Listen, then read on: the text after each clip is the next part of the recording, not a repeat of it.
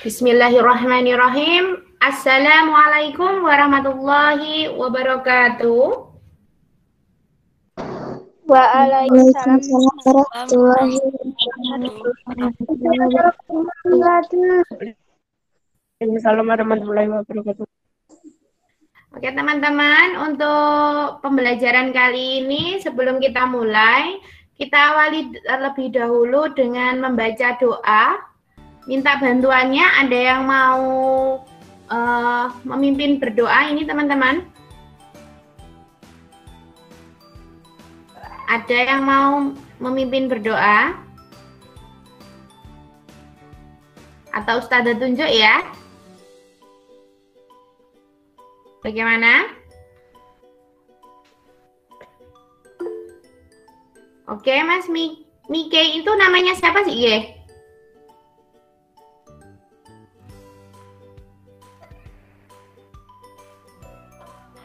Ada yang angkat tangan ini. Tadi Mas Mike itu siapa? Oke, Ustazah tunjuk saja ya. Monggo, ini Mas Arkazora sudah ada di sini. Bisa dipimpin berdoa. Mas Arkazora.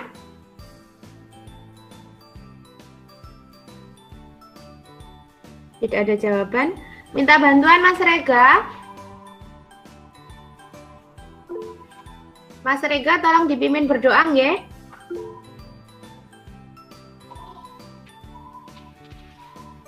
Mas Rega. Ini kenapa yang ditunjuk tidak mau semuanya? Ini Mas Mike angkat tangan mau memimpin berdoa, Mas. Ini Mike itu siapa ya?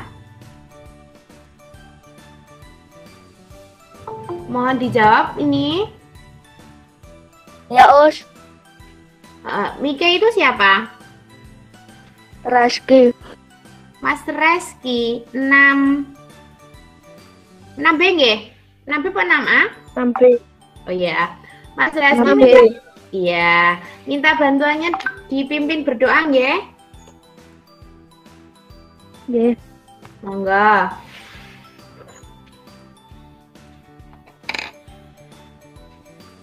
Mic bisa semuanya dinyalakan. Monggo Mas Reski.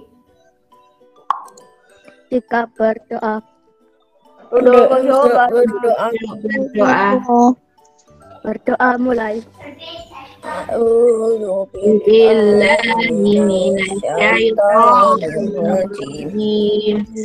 Bismillahirrahmanirrahim. Alhamdulillahi rabbil alamin. Ar-Rahmanir-Rahim. Maliki yaumiddin. Iyyaka na'budu wa iyyaka nasta'in. Ihdinas siratal mustaqim. Siratal ladzina an'amta 'alaihim ghairil maghdubi 'alaihim waladdallin. Amin. Raditu billahi rabban wa bil islami dinan wa bi Muhammadin nabiyya wa rasula. Rabbi zidni ilma warzuqni fahma. Rabbi shrah li sadri wa yassir li amri wahlul 'uqdatan min lisani yafqahu qawli. Allahumma inni ista'udatuka ma qara'tuhu farhamni inda hajati. Rabbi ighfirli wa liwalidayya warhamhuma kama rabbayani shaghira. Rabbana atina fid dunya hasanah wa fil akhirati hasanah wa qina adzabannar. Selesai. Alhamdulillahirabbil alamin. Untuk pertemuan kali ini semoga diberikan keberkahan karena kita sudah memulainya dengan berdoa. Minta bantuannya untuk beberapa ini nanti kalau kalian tidak terlalu ribut dan bisa mengikuti dengan tenang, nanti tidak sampai 30 menit kita selesai begitu ya. Di sini nanti Ustadzah Gmail-nya hanya Ustadzah sendiri, jadi nanti mupelnya mupel IPA saja. Jadi tolong dipersiapkan bukunya. Tadi semuanya sudah mempersiapkan bukunya kan? Sudah. Buku tematik 6B halaman 10 dan buku tulis gitu. Untuk pertemuan kali ini teman-teman kita akan mempelajari di tema 2 itu KD 3.3 mupelnya IPA menganalisis secara makhluk hidup menyesuaikan diri dengan lingkungan begitu ya. Nah, materinya itu tentang cara tumbuhan menyesuaikan diri terhadap lingkungannya. Nah, penyesuaian tumbuhan terhadap lingkungannya atau kondisi lingkungannya itu nanti ada di dalam buku paket 6 demo itu juga sudah dibagi. Di sini Ustadzah bagi menjadi 5 nanti. Yang pertama serofit, halofit, hidrofit, higrofit, dan yang terakhir nanti berdasarkan cara perkembangbiakan. Nah, sebelum masuk ke cara menyesuaikan diri makhluk hidup, kita bahas dulu sebelumnya apa itu adaptasi. Kalian pernah dengar adaptasi? Ada yang pernah baca, pernah dengar, atau baru saja membaca tentang apa itu adaptasi? Ada yang mau membantu? Nah ini ya, Ustadzah bacakan. Atau pernah mendengar sebelum Ustadzah terangkan ini tentang adaptasi? Ada yang pernah dengar? Pernah. Pernah Mbak Rifah ya. Adaptasi, Ustadzah bacakan ya. Adaptasi adalah kemampuan makhluk hidup untuk menyesuaikan diri terhadap lingkungannya. Ini nanti adaptasi dilakukan tumbuhan agar tetap bertahan hidup. Nah,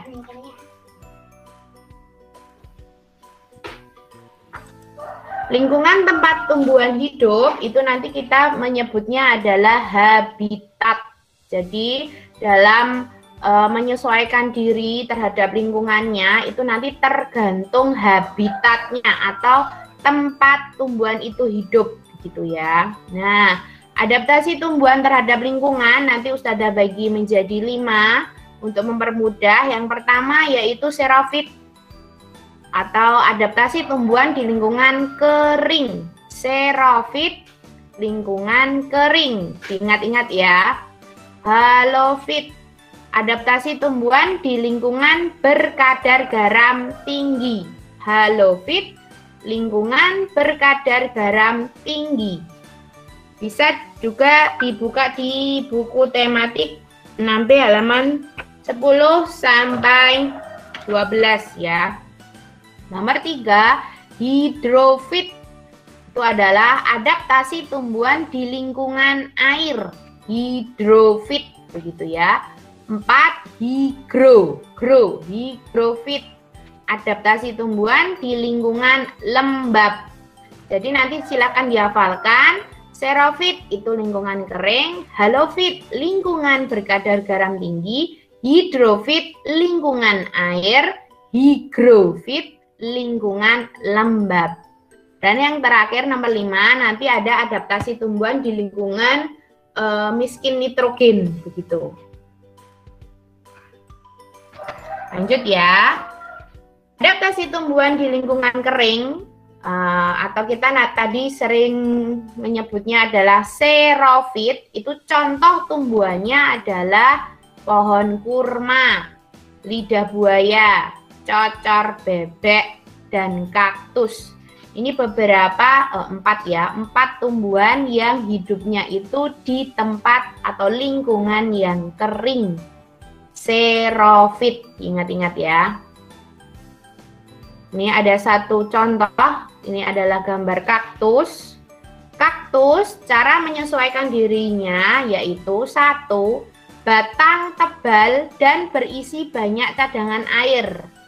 Jadi batangnya kaktus itu cenderung tebal, gunanya untuk menyimpan cadangan air. Untuk cara menyesuaikan diri yang kedua, akarnya sangat panjang untuk mencari sumber air.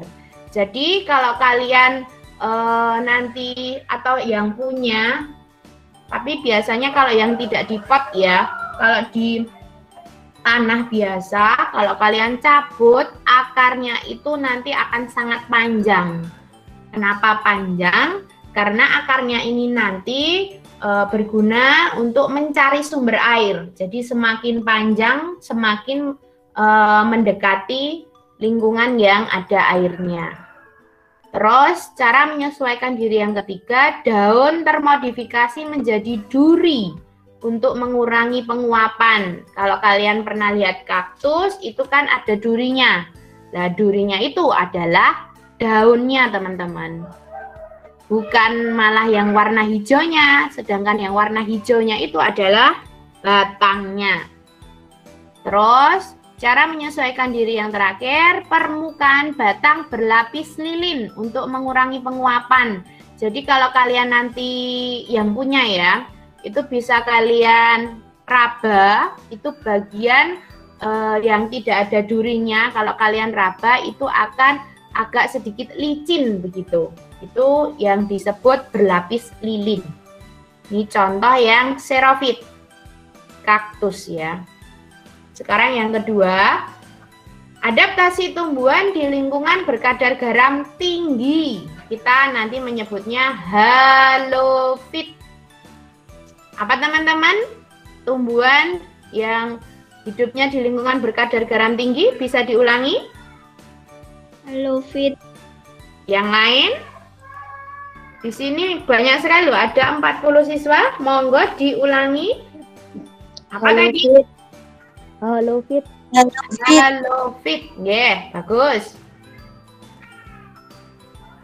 Contoh lingkungan dengan kadar garam tinggi yaitu laut. Nah, yang pernah ke laut kalau main airnya pasti akan terasa asin ya, karena kadar garamnya tinggi. Muara sungai dan pantai. Keadaan tanah di tempat itu biasanya berlumpur dan berpasir, serta sangat sedikit mengandung oksigen, karena kadar garamnya tinggi ya. Contoh tumbuhan yang hidup di lingkungan berkadar garam tinggi adalah tanaman bakau. Pernah dengar tanaman bakau? Pernah. Pernah ya. Nah ini contohnya tanaman bakau. Ini Ustazah beri gambar tanaman bakau. Beberapa jenis tumbuhan bakau memiliki akar napas oksigen. Nih lihat akarnya ini ya. Ini menjuntai atau keluar dari permukaan tanah begitu.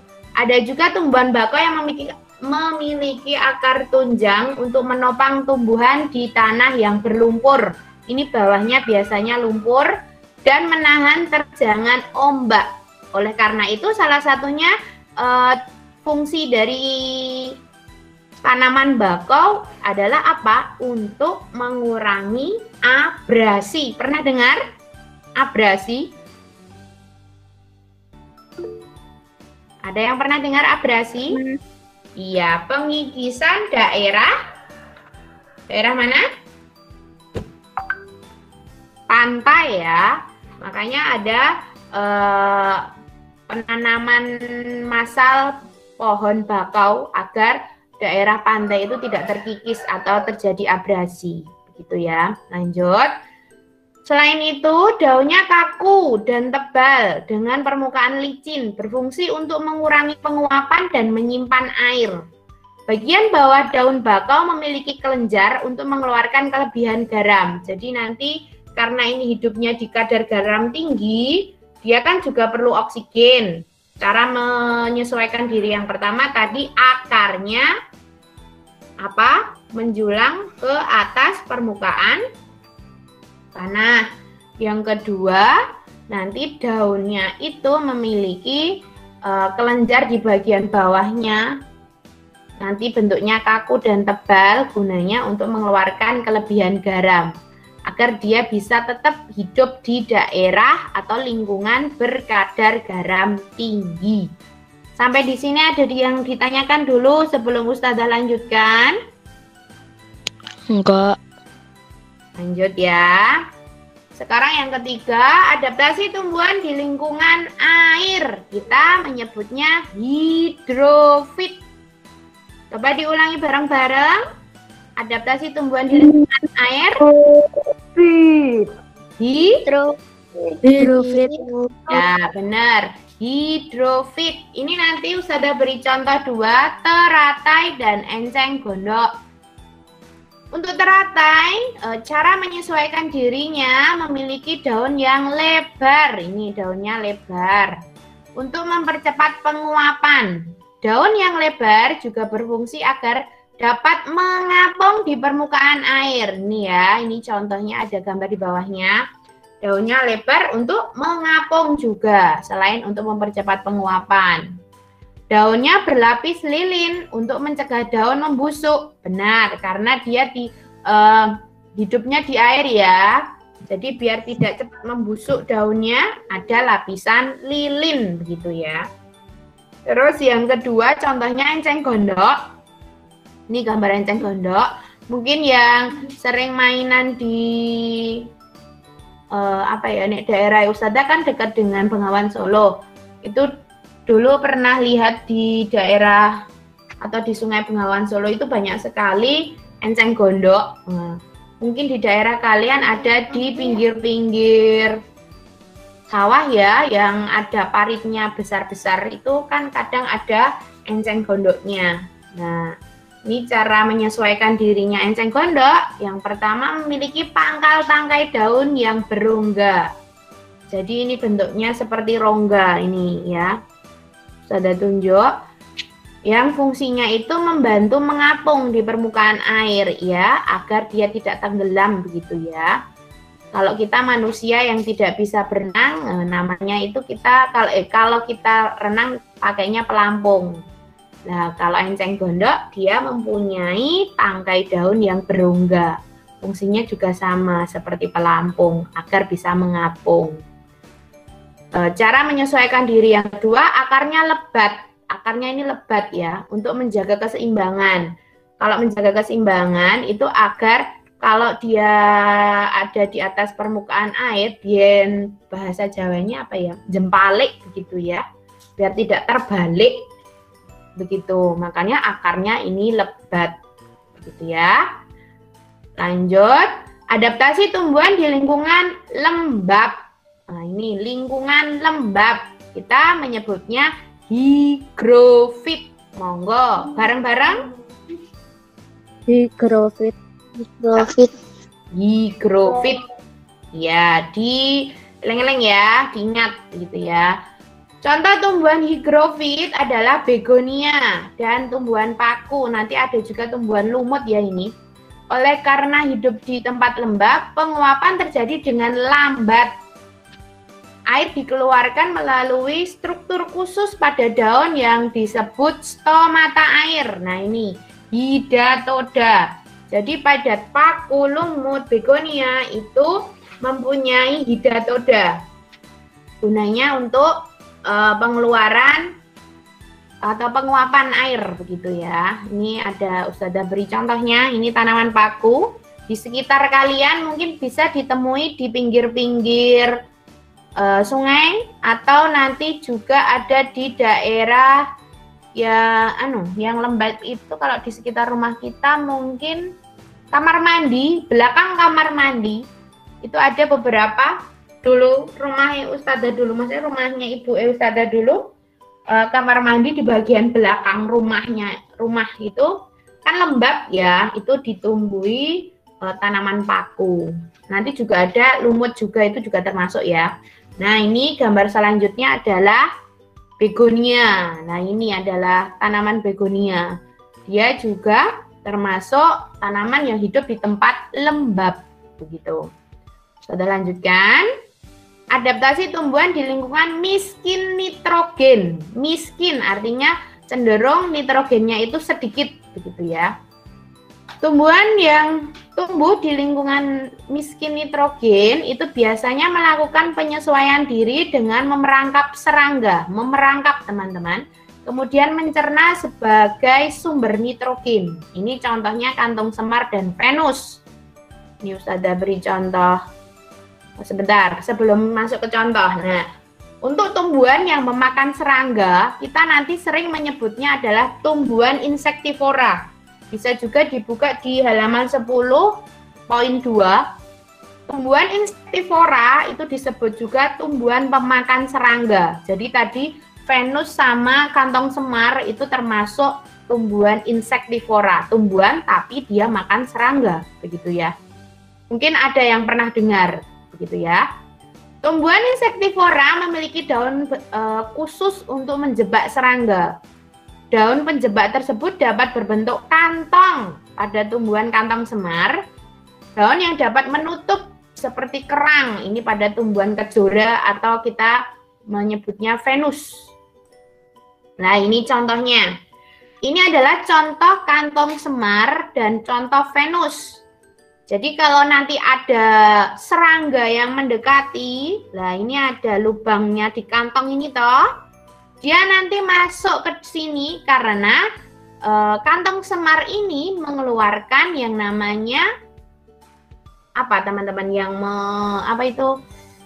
menarik serangga untuk apa? Ada yang tahu? Nektar. Benar sekali, nektar. Jadi dia menghasilkan nektar yang digunakan untuk mengelabuhi begitu ya, agar mangsanya nanti masuk ke dalam situ dan akhirnya nanti akan ditutup.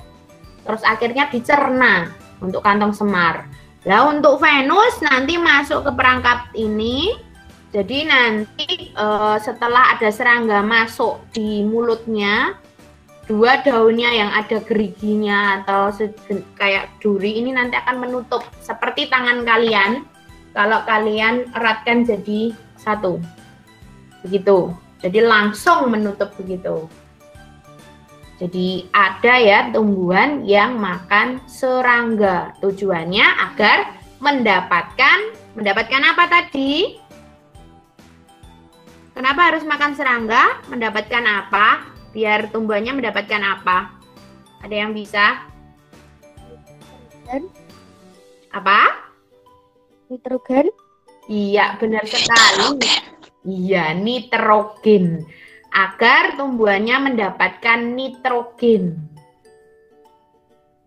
Lanjut, penyesuaian tumbuhan untuk berkembang biak. Jadi nanti ada beberapa tumbuhan itu menyesuaikan diri untuk bertujuan dalam perkembangbiakannya. Ini yang pertama, bunga Rafflesia dan Amorphophallus. Ini bisa dilihat di buku paket kalian halaman 10. Mengeluarkan bau busuk untuk menarik perhatian serangga. Biasanya lalat, teman-teman. Ini contoh dari bunga Rafflesia arnoldi. Dia tidak mengeluarkan bau harum, tapi malah mengeluarkan bau busuk. Karena yang dia incar atau yang dia inginkan adalah lalat. Karena lalat nanti yang akan membantu penyerbukannya. Dan ini ada yang namanya Amorphophallus titanium. Yang ada di buku paketmu halaman 10, itu juga ada. Ini juga mengeluarkan bau busuk untuk menarik lalat terutama ya. Untuk membantu penyerbukan bunganya.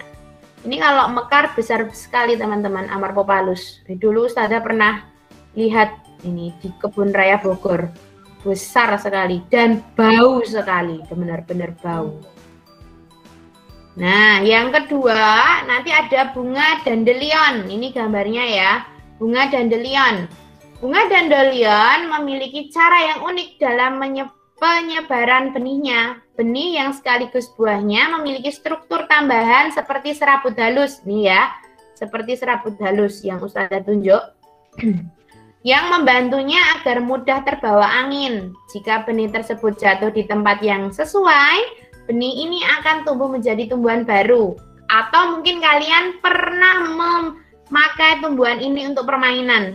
Nek dulu Ustazah seringnya nyebul-nyebul gitu loh teman-teman, ditiup. Ya. Aku dikempus. Ya, dikempus. Ada yang pernah ya? Ya. Itu ternyata cara dia untuk melindungi atau mempertahankan dirinya agar nanti bisa berkembang biak, teman-teman. Jadi Allah itu menciptakan sesuatu apapun pasti ada tujuannya. Nah, sekarang nomor 3, ini banyak yang kalian temui. Tumbuhan seperti mawar, melati, anggrek itu memiliki mahkota bunga yang serangga yang hinggap dapat membantu penyerbukan. Mahkota bunganya itu lihat berwarna-warni ya. Warnanya mencolok dan kelenjar nektar. Dia menghasilkan nektar untuk menarik perhatian serangga yang membantu penyerbukan. Jadi dia memiliki warna-warna yang mencolok. Mawar kan banyak sekali warnanya, merah, putih, kuning, hijau, bahkan ada yang bentuk corak batik. Banyak sekali. Ada juga ini nanti bunga apa ini yang Ustazah tunjuk? Ada yang tahu? Dulu di depan, iya di depan sekolah kita dulu ada bunga sepatu. Ini ada melati dan ini ada anggrek. Allah menciptakan semua tanaman ini, bunga ini mencolok tujuannya agar serangga itu bisa tertarik pada bunga-bunga ini untuk membantu penyerbukan, begitu ya. Nah, sekarang pernah mendengar kata meranggas? Ada yang pernah dengar kata meranggas? Bisa dibuka ini di buku halaman 11. Ada yang pernah dengar kata meranggas, teman-teman? Atau pernah lihat jati? Di sekitar sekolah kita itu kan banyak pohon jati ya. Kalau saat musim kemarau, daun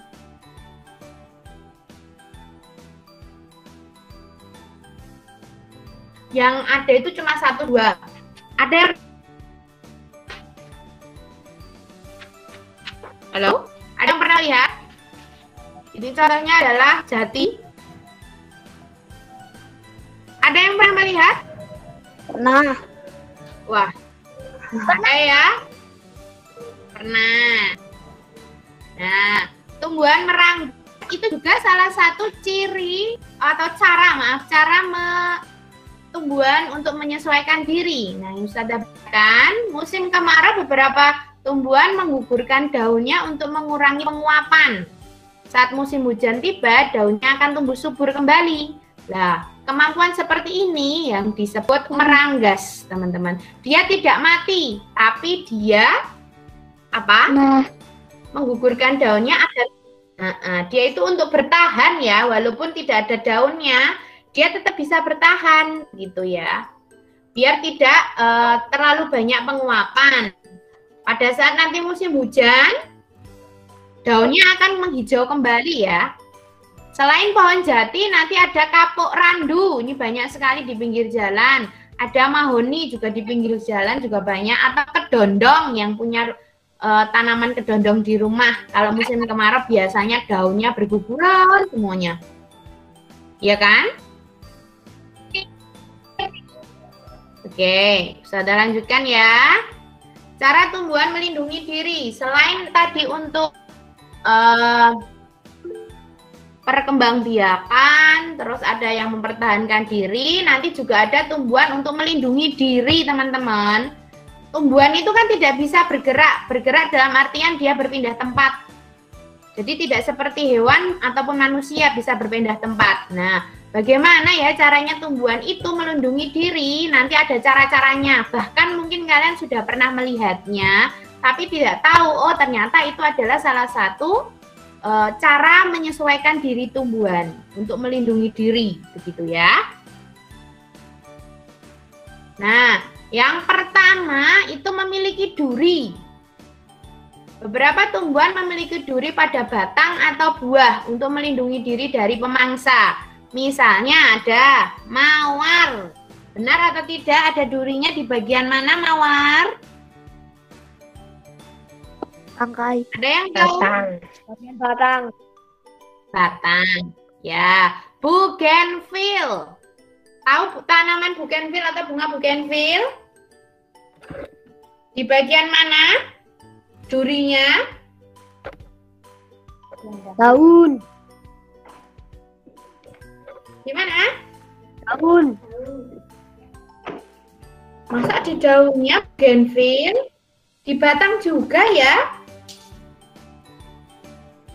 Rotan. Rotan ada nanti di batangnya. Kaktus itu daunnya. Salak kulitnya. Putri malu batangnya. Euphorbia batangnya. Durian pada apanya? Dekat durian pada buahnya. Nah, ini contoh. Ini mawar. Kaktus. Dilihat ya duri-durinya. Ini durinya, ini juga durinya. Ini rotan. Nah, ini durinya, teman-teman. Terus ini ada durian di bagian buahnya. Pasti sudah hafal kalau durian. Euphorbia, mungkin ada yang punya. Ini di bagian batangnya, ini banyak sekali durinya. Ini cara melindungi diri, memiliki duri. Yang kedua, caranya memiliki rambut halus. Selain dengan duri, beberapa tumbuhan juga melakukan perlindungan diri dengan menggunakan bulu atau rambut halus. Mungkin kalian pernah mengalami ini. Sebagian di antaranya menghasilkan bulu atau rambut halus yang menghasilkan rasa gatal pada kulit pemangsanya. Ini beberapa tumbuhan yang seperti bambu, jagung, terong, tebu, itu punya rambut halus. Kita bahasa Jawanya glugut, ya. Yang pernah main di papringan atau di kebun atau mungkin di daerahmu banyak pohon bambu. Nah, di sekitaran pohon bambu itu rebungnya saja atau pelepahnya itu kan dilengkapi dengan bulu ya. Itu nanti yang bisa menyebabkan gatal toh. Pernah ada yang pernah? Aku pernah. Iya, gatal sekali. Ustazah dulu juga pernah karena waktu kecil Ustazah juga suka ya main di daerah Ustazah kan ada juga papringan begitu atau pohon bambunya banyak. Itu fatal kalau sampai seluruh tubuh. Tapi biasanya kalau kita tahu biasanya langsung menghindar. Paling enggak tangannya ya. Nah, ini contohnya teman-teman, terong ini di bagian daunnya ada bulu-bulunya atau rambut halus. Sampai jam berapa? Ini sebentar lagi selesai, Mas. Ini tebu, ada juga ini yang sering nyari tebu pasti tahu ada rambut halusnya juga. Ini ada warna putih. Benar. Ini ada jagung, itu juga ada. Ini yang di apa itu daunnya itu ya sakit itu. Sama ini di bambu tadi contohnya. Terus yang selanjutnya memiliki daun yang tajam, daunnya tajam. Ini contohnya nanas sama lidah buaya. Gambarnya langsung ya. Lah ini daun yang tajam. Lah lihat ya, ini bahaya juga ya. Hati-hati. Sama nanas ini juga amat sangat berbahaya. Biasanya kalau mau ambil nanas itu pakai sarung tangan. Terus ada yang menghasilkan getah. Ini getah, tahu ya getah? Tahu. Nah, ini ada pohon sawo atau tanaman sawo, pepaya, karet, mangga. Ini kalau getahnya itu nanti akan keluar, itu bisa menyebabkan kulit kita juga termasuk manusia itu kadang gatal juga, bahkan nanti ada yang merasa perih karena iritasi, karena lengket-lengketnya itu ya. Ini contohnya, ada nangka. Nangka nanti temennya ada cempedak, hampir mirip. Pohon karet, daerah Karangpandan banyak. Pepaya, di sekitar kita juga banyak. Lah ini namanya tanaman patah tulang. Kalau ada yang belum tahu, ini tanaman patah tulang itu juga mengeluarkan getah. Nih bahasa Jawa nih telutuh, teman-teman. Yang mengeluarkan getah begitu atau telutuh. Itu bisa dibuat obat, Us. Kenapa? Itu bisa dibuat obatan, Us. Yang mana? Yang patah tulang itu. Iya, Ustazah pernah baca juga itu. Terus lanjut menghasilkan racun. Nah, ini yang paling berbahaya. Tumbuhan tertentu melindungi diri dari pemangsanya dengan memanfaatkan racun. Ini bahaya sekali. Bahaya untuk hewan, bahaya juga untuk manusia. Cara tumbuhan melindungi diri dengan racun, ini ada beberapa umbi-umbian. Contohnya singkong karet atau gadung. Yang di sekitarnya ada singkong karet atau gadung, biasanya kan tidak digunakan untuk sayuran ya, daun singkongnya terutama. Terus ada juga nanti kecubung, ini juga jarak, dan nanti juga ada pohon upas. Ini menerapkan cara untuk mencegah dirinya itu agar dimakan oleh hewan pemakan ben ora dimaem, dia mengeluarkan racun gitu. Ini misalnya buah jarak mengandung racun, itu dapat mematikan bagi hewan yang memakannya. Ini bahaya, tidak hanya hewan ya, manusia juga. Kecubung juga mengandung racun. Efek yang ditimbulkan jika dikonsumsi, nah ini mual, muntah, sesak napas, rasa gelisah, mulut terasa kaku, halusinasi. Nah, hati-hati ya bagi teman-teman nanti kalau menemui tanaman kecubung, jarak, pohon upas, jangan bermain dengan tanaman itu. Karena tanaman-tanaman itu mengeluarkan racun, begitu ya. Nih contoh tumbuhannya, ada ini pohon upas, ini ada pohon jarak, ini ada kecubung. Nah, 3 tanaman ini berbahaya sama tadi singkong karet, ya. Hati-hati. Nah, untuk materi ada yang tanyakan dulu ini teman-teman. Ini Ustazah sudah selesai menerangkan tentang cara tumbuhan menyesuaikan diri. Ada yang ditanyakan atau tidak? Monggo. Tidak. Ada yang tanyakan? Pak. Tidak. Nanti kalau mau materi yang Ustazah terangkan ini bisa dibuka di Google Classroom. Ustazah sudah share materi yang Ustazah terangkan ini di sana. Dan nah ini PR kalian. Kerjakan soal di lab worksheet yang ada di Google Classroom. Sudah Ustazah share tadi pagi. Silahkan nanti kalau mau dikerjakan hari ini ya. Batas maksimal pengumpulan jam 23.59. Jadi jam 23.59 batas pengumpulannya. Monggo harus usahakan tepat waktu di hari ini. Soalnya ada 10. Ada yang tanyakan dulu untuk soal evaluasi? Enggak. Enggak. Selesai ini boleh kalian istirahat dulu baru mengerjakan, atau yang mau mengerjakan boleh langsung ya. Alhamdulillahirrabbilalamin, pertemuan kali ini kita selesai. Kita tutup dulu dengan membaca hamdalah dan doa kafaratul majelis bersama-sama. Alhamdulillahirabbil alamin. Subhanakallahumma wa bihamdika asyhadu